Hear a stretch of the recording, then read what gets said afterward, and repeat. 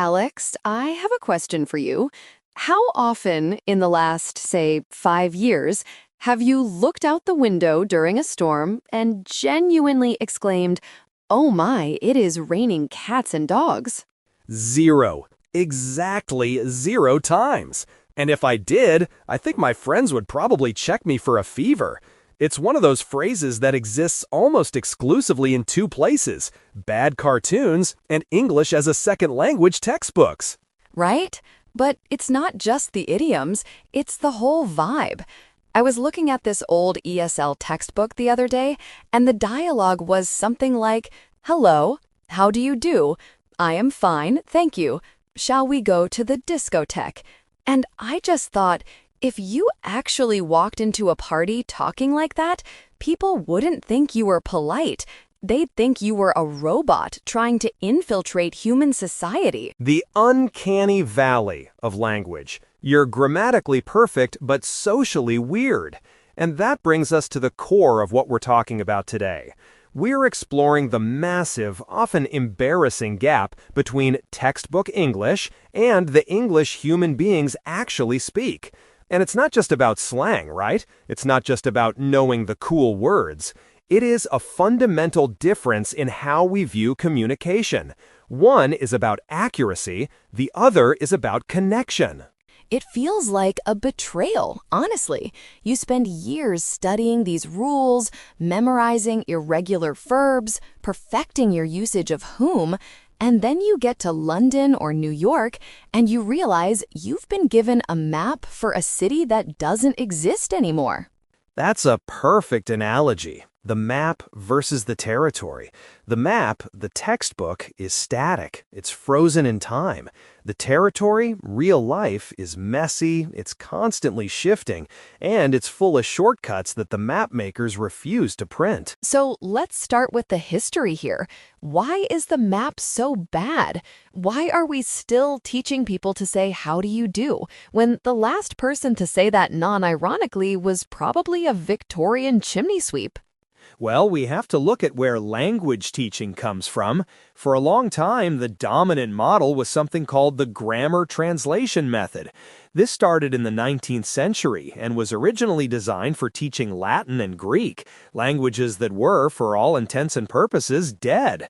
You weren't learning Latin to chat with a Roman centurion at a bar, you were learning it to read Virgil. So the goal wasn't conversation, it was what? Decoding?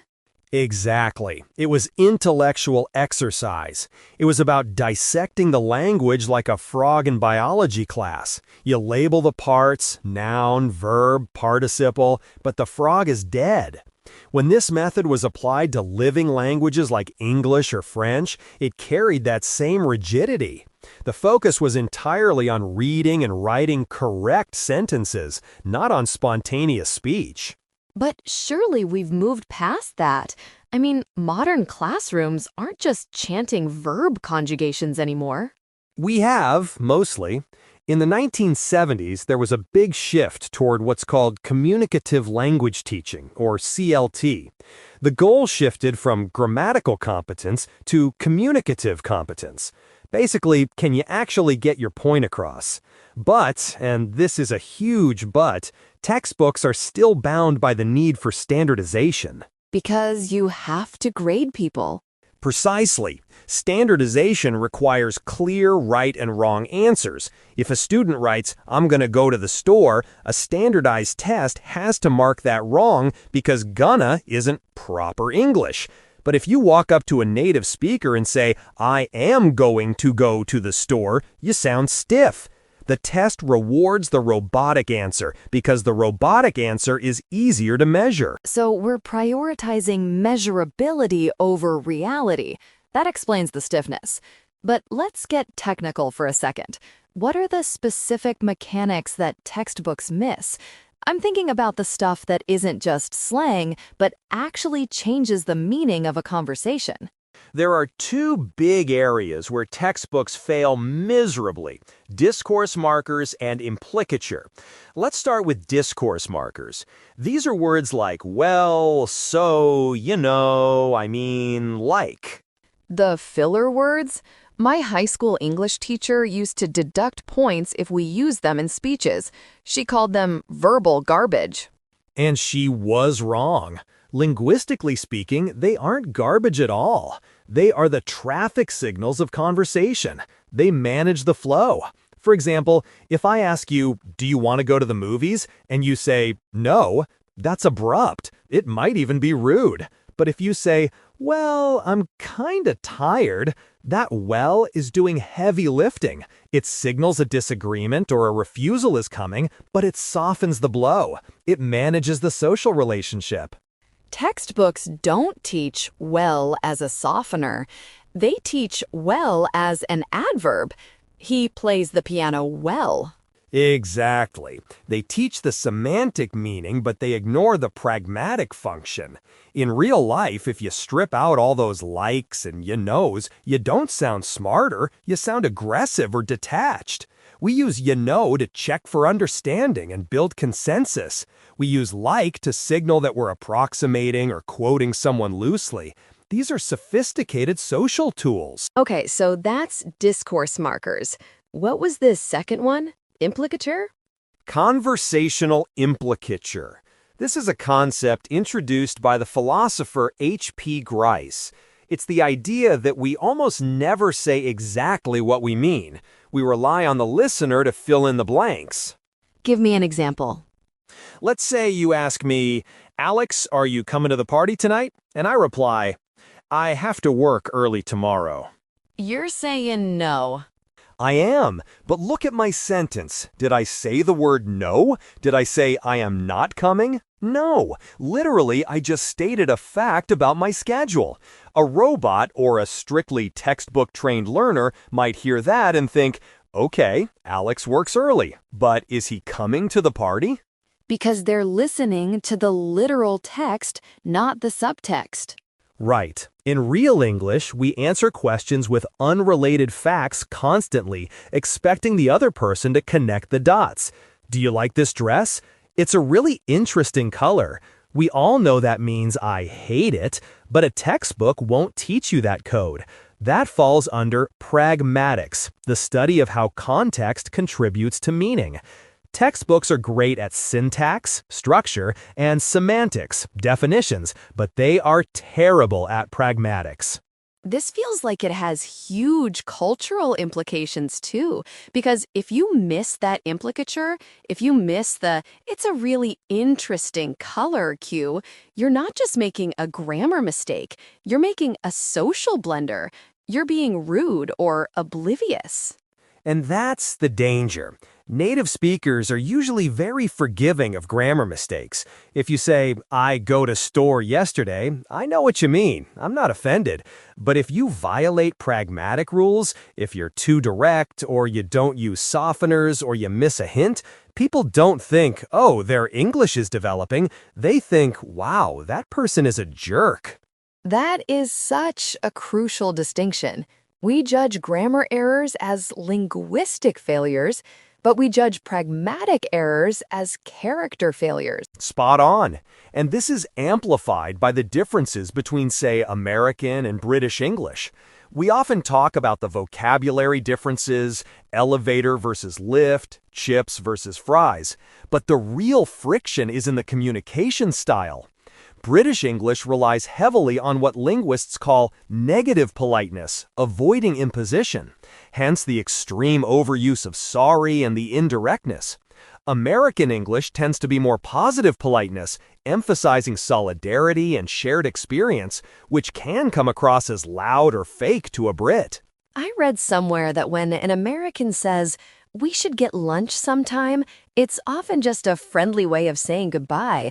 But a person from a more literal culture might pull out their calendar and say, okay, how about Tuesday? And the American panics.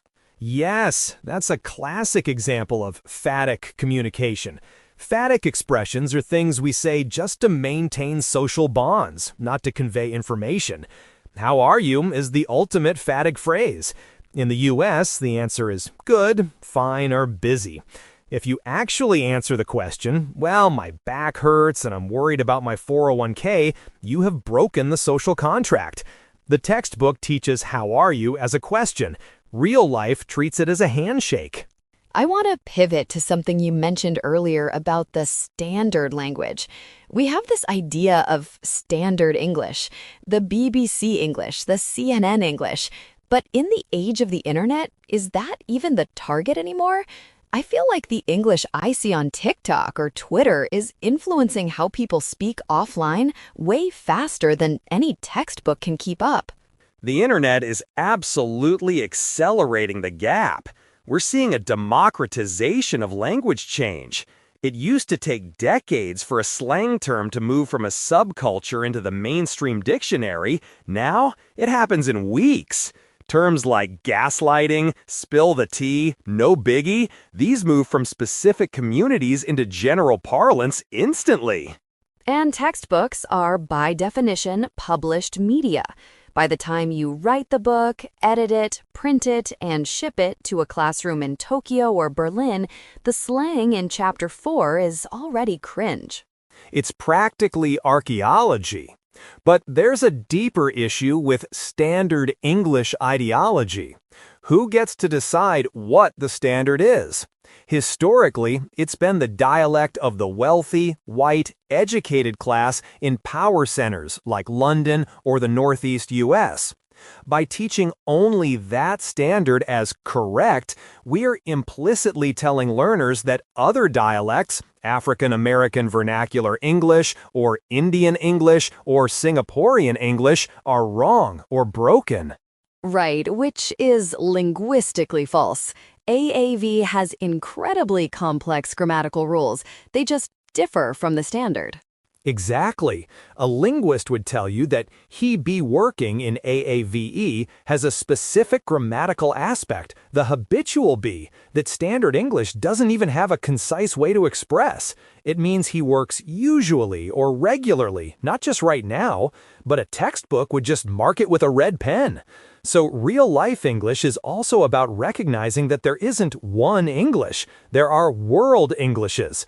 A global executive today is just as likely to be negotiating with someone from Mumbai or Lagos as someone from Manchester. So, if the textbook is the map of a city that doesn't exist, and the territory is this chaotic, shifting, multi-dialect landscape, what is a learner supposed to do?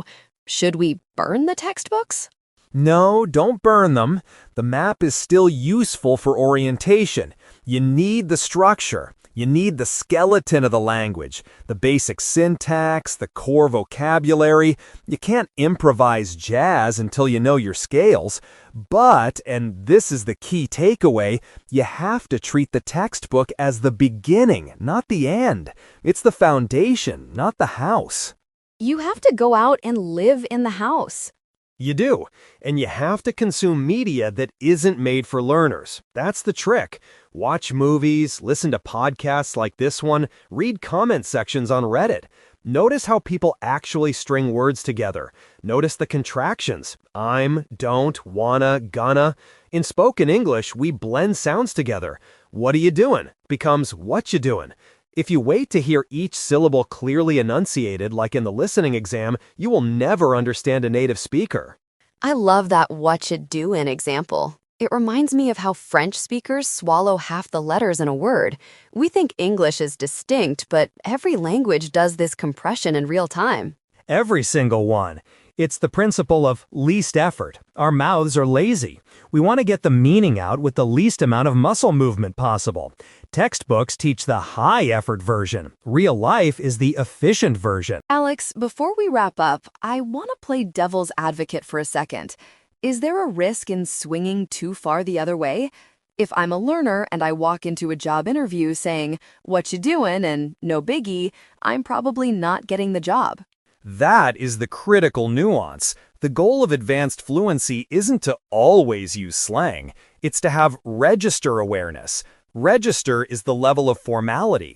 A native speaker knows exactly when to switch codes. I say, "What you doing?" to my partner, but I say, "What are you currently working on?" to my boss. The textbook usually only teaches the formal register. The danger isn't knowing the slang. The danger is not knowing when to use it. So true fluency is adaptability. It's reading the room. It's knowing that language is a wardrobe. The textbook gives you a tuxedo. It's a nice tuxedo, it fits well, but you can't wear a tuxedo to the beach and you can't wear it to bed. You need jeans, you need sweatpants, you need business casual. Real-life English is building that full wardrobe so you're never the person wearing a tuxedo to a pool party. That is a beautiful image. I'm just picturing someone swimming in a tuxedo now, politely asking the lifeguard, "Pardon me, do you believe it shall rain cats and dogs?" And the lifeguard responding, "Dude, you're weird." Alex, this has been such a validating conversation for anyone who has ever felt stupid because they couldn't understand a movie despite getting an A in English class. It's not you, it's the map. It's the map. Trust your ears more than your eyes. Listen to the world as it is, not as the rulebook says it should be.